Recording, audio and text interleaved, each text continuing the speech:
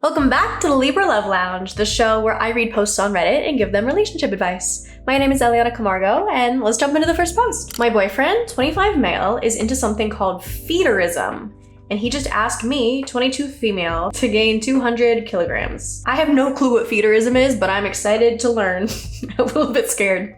My boyfriend, 25 male, and I, 22 female, have been together for around 6 months now.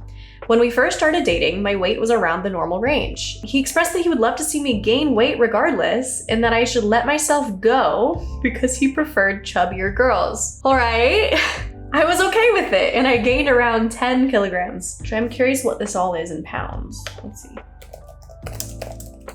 200 kilograms is 440 pounds, and 10 kilograms is 22 pounds. Wow, okay. That was more than I expected. After that, he told me to try and gain even more, but if I didn't want to, that it would be fine. Okay, then go with the it'll be fine option. This is a little bit strange. I kept an open mind because I thought maybe he had some kind of fat fetish. Sounds like it. I said I'd think about it, but I never gained any weight after. My weight after was steady, and he was upset that I stopped gaining weight. He's upset even though he said it would be fine. At which point I realized this was a big deal for him. He then told me that we can only be together if I were to gain 200 kilograms or more. He can only stay with her if she gains 440 pounds or more. Even though previously he said it was fine. Why doesn't he go find someone who already weighs that instead of trying to change someone? And two, like, there's plenty of people who already weigh this much. I'm sure many of them don't want to be fetishized, but I'm certain if you really wanted to find someone who is down for that, I bet you could. From how the conversation went, I understood this to be something other than a fat fetish, but didn't know what the word for it was until I was scrolling on Reddit and found a community of feederism. Oh, feeder, as in like, you're feeding. Okay. Gainy and feeder. Felt like this suited what he wanted better. He only wanted me to gain this much weight, and not him claiming that it turns him on when he sees me stuffing my face with food, etc. But it sounds like maybe it's not feederism, if he's not commenting on the actual eating component and he's like strictly on the weight component. I don't want to consider breaking up with him because I love him. It's always, but I love him. And I want to try to make things work. I just don't know anything about this community. Can one partner refuse gaining weight? Will he always like bigger girls? I really don't know what to do. So to answer your question, can one partner refuse gaining weight? Yes. Yes? Yes. Yes, you can refuse that, though he did threaten that if you didn't fulfill his fantasy that he would break up with you. So you can refuse to gain weight and he can break up with you, and that would be a win-win in my eyes. But this is a little bit strange.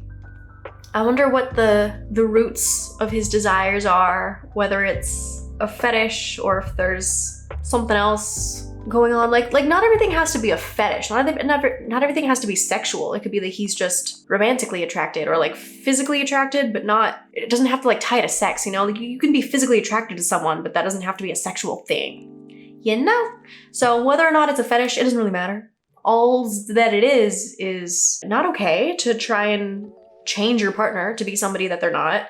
Two, this specific desire is not healthy in that he wants to take someone who's a healthy weight and make them an unhealthy weight. It has health consequences, and so that's not good. You're trying to bring your partner's health down. And three, he said he'd be fine, and then later he's like, just kidding, I'll break up with you if you don't gain 440 pounds. That's wild. If you genuinely want to do that for yourself, then go with it and stay with him. But it doesn't sound like you do. It sounds like your body very naturally is like stable at its weight and you're okay with that. So I think it's best to break up with him, and he should probably go to therapy or find someone who's already that weight and live his fantasy, as long as they're also okay with his weird little fetish or feederism or whatever it may be.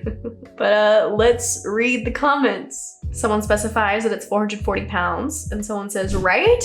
Mate, this isn't a preference or even a fetish at this point. This is your health. Take care of yourself and don't willingly gain this much weight just to please a partner. Wanting to do this to keep him is rooted in, like, I'm not good enough for this person. I need to do something in order to be worthy of their love, in order to keep them in my life. I need to do something that's beyond what is healthy or what I want to do with my life or my body. And none of that stems from a healthy place. You're whole and complete on your own, and you shouldn't have to change yourself in order to be with someone. It's better to be single than to be with someone who's trying to destroy your health. That will have lasting ramifications on your physical health, and not to mention mental health. And you don't even know if this jokester is going to stay around. Please take care of yourself. Realize you're so much more than a fetish, and break up with him. You love him, but I don't think he loves you. He only loves the idea of you at 200 kilograms heavier than your current weight. You'll find someone one day who loves you for you and would never ever ask you to jeopardize your health like this. This guy is definitely not that someone. If real, this is very abusive behavior. He's trying to control her body and using threats to manipulate her into harming herself. He could be so psychotically insecure that he wants to make her unappealing to other men, and so she grows to hate herself so much that she won't leave him. OP, run. That's an interesting point of view. Possibly be it. I see it more as like the fetish thing, but that's interesting. That was very interesting. One comment says, read her comments. She doesn't even care. She just wants to know if the kink will stay. I'm mad now. Yeah, I don't think it's gonna go anywhere. Not anytime soon, unless he wants it to change, but it sounds like he'd rather fulfill his fantasy than go to therapy and get rid of it. I wanna see if I can find her comments now. Okay, one comment from her says, none of my exes had any certain fetishes or kinks or stuff like that. I wanted to try, but after I have researched online and read the comments, I got overwhelmed and just blocked him everywhere. She blocked her boyfriend? Ooh, okay. I see him on Monday as we work together. I think I might just send a lengthy text and get it over with instead of talking to him on Monday. Ooh, he will try something, as I have come to realize he is extremely manipulative, and just ignore him or start working somewhere else. Girl, she's taking steps to change her life. Sending him a text to break up is kind of interesting, but she says he's manipulative and that this could be the best option, so I'm not gonna judge. That's up to her. I'm just grateful that she blocked him and is gonna move on. Did the Reddit comments really get to her and convince her that this is wild and she needs to move on? Because congrats on up-leveling your life and dropping this weirdo. Okay, next post. Spouse, 33 male, thinks I'm 33 female, too old to go out. Is that true? Yep, you are too old. You should stay shut up in your house. Shut up in your house? Locked up in your house? I don't know what the terminology is. And be an old lady, popping out babies. That is your duty now. I'm too old to leave. Can't even go grocery shopping. I'm just kidding. Okay, there's an edit, but I'm gonna start with the original post. Approximately once a month or every 6 weeks, my friends of a similar age and I go to concerts or dancing. My spouse looks after our 3-year-old on those nights and usually return home between 11 p.m. and 1 a.m. Occasionally, my mother offers to take care of my child overnight because she wants to, and I cover these expenses from my personal funds. We both work full-time in well-paying jobs. During these outings, I don't engage with men or partake in wild activities. It's my way of unwinding and enjoying some girl/me time. My spouse is an introvert and isn't interested in this scene, despite my previous invitations. Recently, my spouse expressed concern about my outings, primarily due to frequent social media posts where my friends tag me. These posts typically consist of a post or story showing the venue stage, clinking glasses, or posed group photos. They don't depict wild dancing or excessive drinking. He mentioned that I'm friends with my colleagues on socials and what they might think, given my higher up position within the company. But I think this is all very normal behavior that most people do. I'm friends with some supervisors for my job, and this is a normal thing that they would post too. Like, I don't. He also pointed out that his parents have made comments about my nights out, which bothers me because they don't comment on his game nights, where I won't see him for hours 1 to 2 nights per week. He said he thinks it's weird at my age to go out like I do. What the hell? She's 33. She's not 80. And even if you were 80, you can definitely still go to concerts and get drinks with your friends. What the hell? That's odd. That's weird. So my questions are, is it unusual for a 33-year-old woman who is a working professional, married, and a mother to go out occasionally? Absolutely not. Is it fair that my spouse has a hobby 1 to 2 nights a week while I can't go out once a month? Obviously not, but it's also like different hobbies is the issue, not the frequency, it seems like. Is there a potential compromise to consider? No, he needs to just get over it.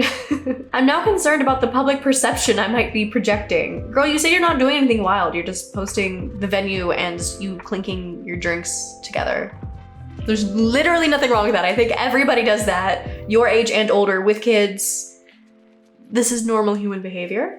And I'd say pretty healthy to not just be shut up all the time with your kid at home, not doing anything, but you're still living a social life, engaging with your community and your friends, and spending time away from your child. I think that's all incredibly very healthy. But there's an edit. This is not an update as I haven't had time to discuss with my spouse, but I do want to clarify some things that I reiterated in my comments, but some of these comments are attacking my character. One, I do not engage with other men when I go out. My friends are all married. We are not hyping each other up to cheat. When we are approached as a group, we are almost childish in the way we turn down men by giving them glares and treating them like they have the plague. Okay, that's not cool. That's not, ma'am, that's not painting the image in your favor. You should be nice when you're turning guys down. Why are you, that's incredibly rude. They don't know that you're married and that you're just like having a, no, be nice to people, what the fuck? If I'm approached by myself, I politely excuse myself and go back to my girlfriends. Our night outs are not at clubs, but more like honky-tonk bars or concert venues where we're doing line dancing or just enjoying the concert. There is no bumping, grinding, or whatever. Our goal is just to have a good time. At most, I have 2 drinks because I drive myself home after a few hours. We are not looking for some drunk craziness. 2, the photos posted do not display any type of drunk or crazy behavior. It's mostly us posing as a group, clinking our drinks, pics of the stage. I feel like she already specified all this. I have decided based on the comments that I'll be limiting the audience of posts I'm tagged in to only a select few. I will say that based on the other higher-ups I work with, they do not care. I post plenty about my family and activities, so my SM is not giving the vibe that I'm single and going out at the time. 3, my spouse and I have date nights once per week. So we're having quality time together. I know everyone is hung up on him being our 2 times a week and his hobbies being childish. I do not care about those things. I knew he was into games and group games when I married him. It's part of who he is. Him being out 2 nights a week is after our child and I are in bed, so it's truly not a big deal. What I was pointing out was the double standard of me not being able to go out once a month or so when he gets a lot of him time and his parents' opinion. I plan to discuss with my spouse what his actual feelings are about it, if it's the perception that others have, or if he is uncomfortable about it. Then once determined, we can discuss his boundaries and how we can come up with a compromise so that we both feel comfortable with. Please remember when giving advice of divorce him, that's not my advice, that's extreme, that you're talking to a real person with a real family and relationship. That advice isn't helpful or necessary. Did I ask for validation? Yes, but now I'm realizing that the validation from others doesn't matter. What my spouse's feelings are does. Ooh, girl queen, yes! I guess my new question is, what is a good compromise to the situation where everyone can feel comfortable? Okay, well, it sounds like everything has been addressed. Really, I don't think there's much advice to give. I answered her initial questions. It sounds like she needs to have more of a discussion with her spouse on why he's so uncomfortable and get to like the root of why he's so uncomfortable. And it seems like he thinks that it's like immature of her or a bad image to be posting on social media about this when she has coworkers and higher ups on her Instagram. But it sounds like she worked out the compromise where she'll limit the posts so that her coworkers can't see it, which I think that's smart. I think that's a solid option. I asked him, what about posting about concerts that you're at and clinking drinks with your friends is unprofessional? Like, I don't understand why he has that image. So I'd have a conversation with him about like, what about this is unprofessional? What about this is wrong? And see if we can understand the root of that. I don't know. Let's see what the comments have to say. Because apparently some of them were going to the extreme of telling her to divorce him, which I don't think is what should happen here at all. You were too old to be told what you can and cannot do. Yes. I think your spouse is jealous of your nights out, if I'm being honest. No such thing as being too old. I don't know if jealousy is what's going on. I just think he has a skewed image about like, he's very introverted and likes game nights. So getting drinks and going to a bar seems like what people in their 20s should do, but definitely not. Definitely not. People of all ages go to bars.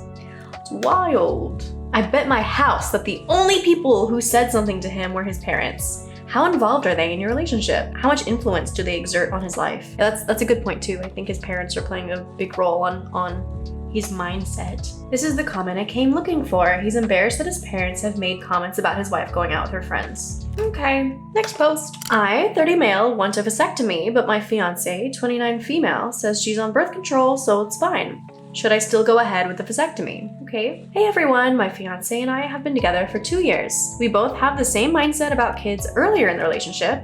She always said, if it happens, it happens. If it doesn't, it doesn't. It's an interesting mindset to have. I mean, I know that's a common mindset, but I can't relate. Like either I'm willingly choosing to have kids or I'm not. And right now I am not.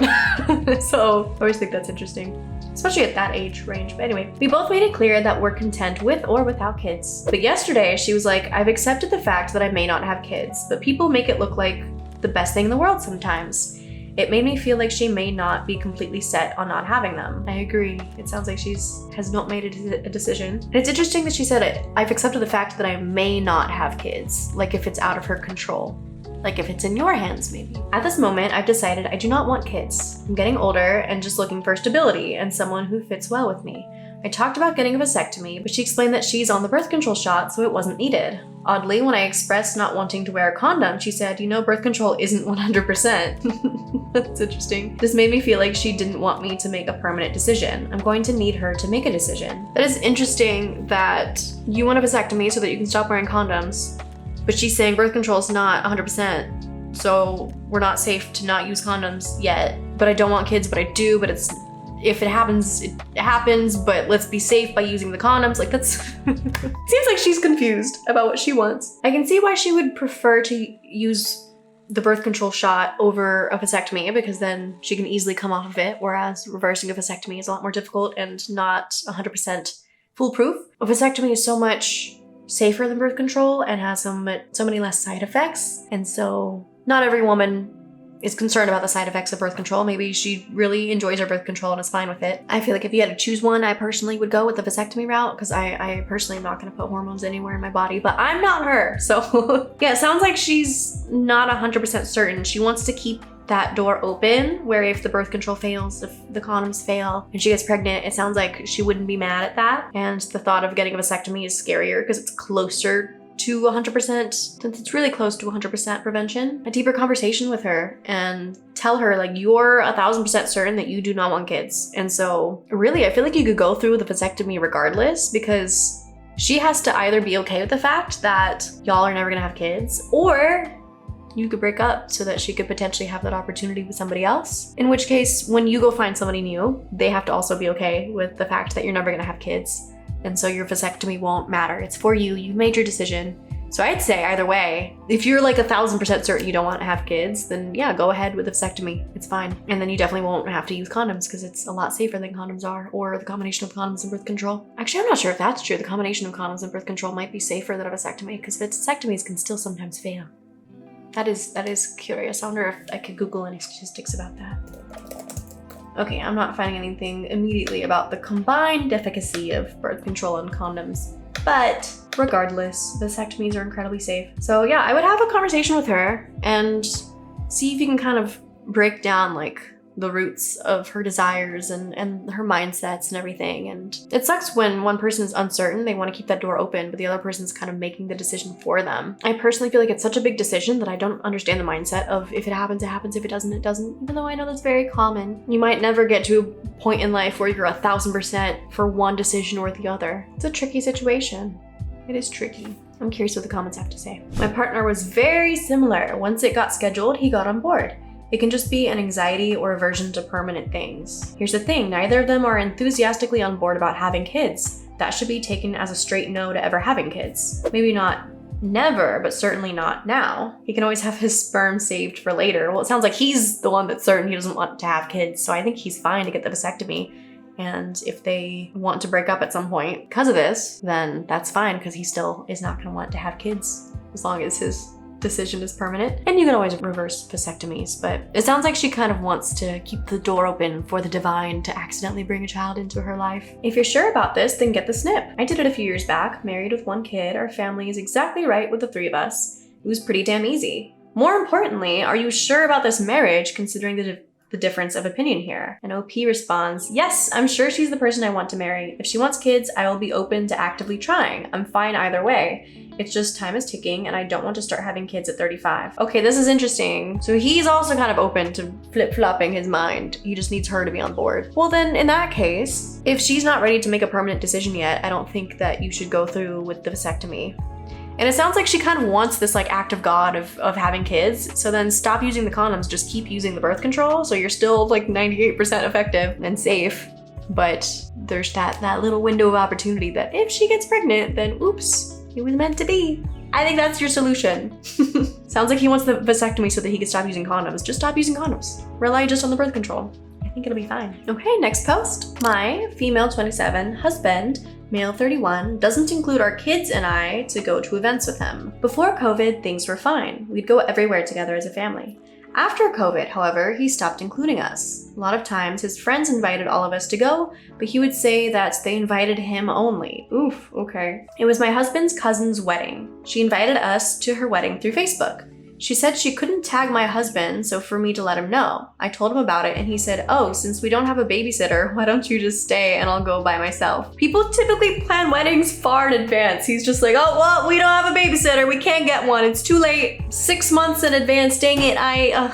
We can't get a babysitter. I'll just go. I'll spare the trouble. I'll go by myself. My husband's other cousin invited us to his wedding. He said to bring the whole family, yet husband said, since you don't know them, I'll just go by myself. That's not how things work. That's not how weddings work at all. My husband's friend and his wife have an annual Halloween party. She invited us to go. And again, my husband said, we don't have a babysitter, so he'll just go by himself. One of his friends is throwing a surprise birthday for his wife, and he invited us, but also said that his sister-in-laws will invite the girls. However, they never sent me an invite, so my husband said, since the girls didn't invite me to not go, he'll go by himself. Almost every friend's barbecue/gathering, my husband would say it's just a boys' night. Yet sometimes he'll come home and said people, his girl cousins or friend's wife, were asking for me. Oh my god. Or he'll say things like, I should have gone because his friends brought their girlfriends or wives too. What the after the fact, she's like, oh, you totally could have gone. Sorry, babe. Sorry. Basically, ever since COVID, I had never gone to any of his friends' gatherings/events at all. He brings our kids here and there. I had asked him, but he just said it's easier if he goes alone. Actually, I'm curious how old these kids are too. Like, are they an appropriate age where he could bring them? I don't know if he's embarrassed of me or maybe he just doesn't want me around when he's with his friends. I don't understand why he always says it's just boys' night when the invitation is for us as a family. I'm sorry, honey, I don't think he likes you anymore. Or he either is rethinking the relationship or he just like, for some reason doesn't like you around his friends and family. Like he might get embarrassed by you for a variety of reasons. But I think COVID changed a lot of things, that a lot of relationships that were healthy before, when everyone was stuck at home being around each other 24/7, 365, caused a lot of turmoil in relationships, and you saw a part of your partner that you may not have seen before, and it caused a lot of cracks to happen in many relationships and many breakups to result. I feel like that potentially could be what's going on here, but I would communicate with him, especially all these weddings where you have advance notice. You could get a babysitter. When he gives that excuse, be like, excuse me, sir, that's not a valid excuse. What's going on here? Why don't you want me to go? When he tries to blow it off, he's like, oh, no, it's nothing. Like, don't take that for an answer. Be like, no, babe, there's something going on here. I want to go out with you. So let's get a babysitter. You know, you can just like forcefully invite yourself or that's not a long-term solution if it doesn't fix the root cause of what's going on here. But you really need to have a discussion about this and don't let him just brush it under the rug like there's something going on and y'all need to get to the root of it. Let's see what the comments have to say. The kids, on one hand, I could understand. I have a completely different experience at a friend's barbecue when we take our daughter versus when we just go out with friends. However, what the fuck? This is not normal and this is a significant problem in your relationship for so many different reasons. The first is around why he doesn't at least want you there some of the time. And the second is around when you do get some adult time to be yourself separate to being a mom. Very true. You don't just automatically, you're the mom, so you have to be the one in charge of the kids. You both deserve time out of the house, hanging out with adults without the kids. And maybe he should be the one to stay home with the kids and you go out since there's no babysitter. I wouldn't sweep this under the rug. You have to dig and you have to find out the reasoning behind this. He doesn't get to act like he's single when he's a husband and a father. Oh, these 3 comments parrot everything I said. No, I would like to go out with you as a family. I will find a babysitter and we'll have fun together. No, we are going as a family. Or he can stay home with the kids and OP can go by herself. Exactly, but it still doesn't address the root cause of why he's acting like this in the first place. I think that's an important one to figure out what's going on there. On the surface level, this is definitely one way to address it. Just be a little bit more assertive and be like, no, actually I am going out and you're gonna like it one way or the other. Okay, next post. Do I leave my honeymoon? I, 35 female, don't know what to do about my husband's 41 male drinking. My husband and I just got married and are on our honeymoon. Woo, congratulations. For now, I know this is gonna go downhill. However, his drinking has been over the top and this morning I think I hit my breaking point. After everything this morning, I know I can't forgive him with just an apology and it will take time and action on his part. I don't want to leave our new marriage, but I'm not sure what to do with the rest of our honeymoon. We have 9 days left in Europe together. What do I do? What would you do? This sucks. Y'all just got married and now you're like, I'm not so sure about this. He went out by himself last night and came back in the wee hours of the morning, absolutely hammered. We'd already been out to a late dinner with quite a bit of wine before he went out, and I was ready for bed after a day of traveling. I'd asked him to stay in with me, but he was hell-bent on continuing to drink. When he returned, he was just as nasty to me. Woke me up, turned on the telly, played music to keep me awake. Why? Why did he want you awake so badly? When I asked him to be respectful of me wanting to sleep, he went off, got on my face, called me names, threw my phone against the wall, and was ragingly jealous over what seemed like the fact that I had a dating history prior to our 7-year relationship. Just now being brought up. Please no comments on 7 years to propose, as marriage was not something that was important to either of us until recently. I don't care about the length. That's the least of my concerns right now. The context of it all was so odd. I left the room while he slept it off, but upon returning, I found myself not wanting to hear any of his apology. History. I was gonna ask, is this the first time, is he just a brand new alcoholic, or has this been going on? Because y'all have known each other for 7 years. How has this not come up before? History. He's a binge drinker. He doesn't drink weekly, but when he does, there is never just one drink. It's a full-blown binge session that will last all night into sunrise. I vocalized my concern with this many times, suggested therapy or AA, but everyone, friends/family, tells him he doesn't have a problem since he isn't a daily drinker. That's not how that works. That's not how that works at all. You can have a problem with alcohol in any quantity or any frequency. Over the past year, his mood has changed significantly when drinking. He's gotten more angry, jealous, and mean when drunk. He quit drinking for about 9 months, but now it's back with a vengeance. Why did you marry him when he was like having this issue? I guess maybe she married him, or like they got engaged while he was in his 9 months sober, and so she thought it would be okay, but I don't know what to do about the rest of our honeymoon. Do I send him home and stay by myself? Do I leave? This is more than the honeymoon, honey. Do I attempt to forgive and postpone working through it until we return home? I can't forgive him right now. I feel like his actions have tainted the memory of what I thought was going to be a beautiful time in our lives, and it's going to take more than an apology for me to move forward. Help, this is such a mess. Is it too late to annul your marriage? Because that's my advice. Annul your marriage. Why did you marry him when this was an issue? I'm curious why the honeymoon is bringing out the worst of him, like why the problem has gotten so much worse. If it's maybe like, I think you said he drinks like once a week, so maybe he's more of like a weekend drinker, and because he's on vacation, he's like, oh, I'm okay to drink all the time while I'm here. I'm also curious why it's been turning more angry and jealous as time has evolved, like what the cause of that is. It seems like he has some shadow work to do, some inner demons that he's using alcohol to suppress some issues that are going on, but really it's bringing it to the surface when he's not conscious enough to actually deal with the emotions. So unless he sticks to AA, sticks to being sober 100% of the time, goes to therapy and deals with the root cause of why he's acting this way, yeah, I think you should annul your marriage until he's got his shit together. I'm so sorry. But regarding your honeymoon, that does suck. You're in Europe. I don't know where you're from originally, but like if you're going from America to Europe, that's kind of a big deal, and that would suck a lot to be stuck on a trip with someone like this. But he's not even letting you sleep. He's not being good company. He's being abusive. You said, do I send him home? Well, I mean, it's kind of his right to be wherever he wants. You can ask him like, hey babe, go home please. Well, I enjoy my vacation, but I don't think he's gonna do that. So maybe you could get separate hotels. You could go home early, which I know that sucks, but that's more in your control. God, what do you do in this situation? Yeah, I would have a conversation with him and be like, babe, if you have one more drink, or if you do not stop drinking on this trip, I'm gonna get my own hotel. Please do not contact me. That way you can sort of enjoy your trip on your own. But God, that's still gonna be such a stressful trip, even if you're on your own, because then you're just gonna be in this like emotional turmoil of like, what the hell is happening to my life? That is very stressful. And I feel like there were signs before this that like when you get engaged to somebody, the universe really brings out like the worst in the relationship oftentimes to show you and be like, are you sure that you want to marry this person? I feel like you ignored those signs, and so then the universe is really blowing it up in your face now that you're on the honeymoon and be like, maybe you shouldn't have married this person. Now you gotta deal with the consequences. I'm so sorry. Let's see what the comments have to say. Rest of the honeymoon? How about the rest of your life? Welcome to the preview. Exactly. Right, there's literally nothing you can do to make someone else's alcoholism better. I recommend r/Al-Anon for OP if she's choosing this life. It can at least help with coping. Someone quotes the please no comments on 7 years to propose, and they say, the fact that you think this is what people will focus on after describing a horrific scene of drunken abuse tells me that you have already normalized his behavior. Exactly what I was saying. I've also been in a relationship with an alcoholic with anger issues and have been in this exact scene, so I'm not judging, but reading echoes of a story I know all too well. When they say this exact scene, did they mean on their honeymoon?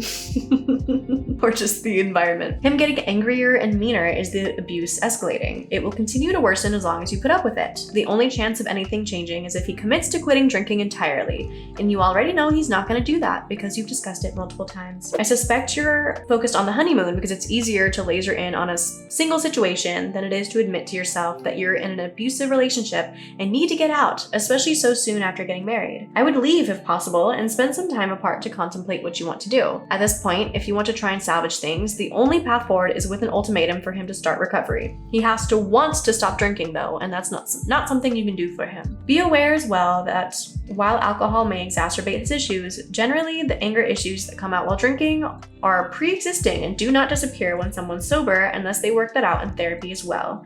I wish you luck. My ex made all sorts of promises and unfortunately never followed through. I only left when he put his hands on me. Yeah, exactly. I think this comment puts everything together beautifully well said. It sucks when you love someone, you want to support them through their illness of alcoholism, but if you love yourself, you have to get yourself out of that situation. And unconditional love means that you can love someone and not have a relationship with them because you know that it's not the best thing for either of you. It sucks, it really sucks, but you can't fix someone, you can't change them. They have to want to change and fix themselves. So you can have the conversation and the ultimatum, but odds are it's not gonna lead anywhere, and probably the best thing for you is to annul your marriage, if that's an option. If not, then get divorced. Yeah, I'm sorry. I'm wishing you so much luck in getting through the situation. I know that the other side, once you get through all of the hell and the turmoil that is ending the situation, it's gonna be so much better on the other side, and you deserve so much better. And so with that, I'm going to end this episode here. Thank you so much for watching. If you want the tea on even more people's love lives, then you can check out another episode of the Libra Love Lounge right over here. But until next time, I'm sending you so much love. Bye.